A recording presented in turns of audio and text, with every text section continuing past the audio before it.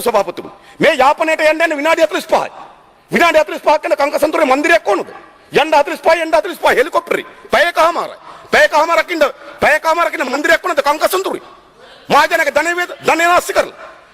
මයංගනේ අපි ඉදම ගන්න ඕනේ. මේ තුමාගේ ඉදමෙන් වදලා තියෙන්නේ.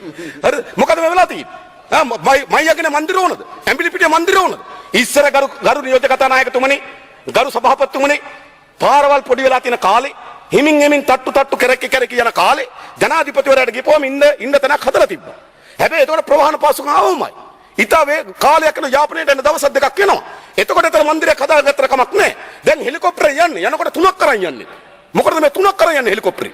මීට කලින් හැම නායකයම මීට කලින් හෙලිකොප්ටරේ එක හෙලිකොප්ටරයක් කරා. අපි පිළිගන්නවා.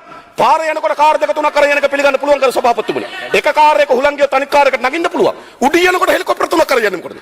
එකක ප්‍රශ්නයක් આવොත් අනිත් එකට පනින්නද? පනින්න වෙන්නේ බිමට මතක තබා ගන්න.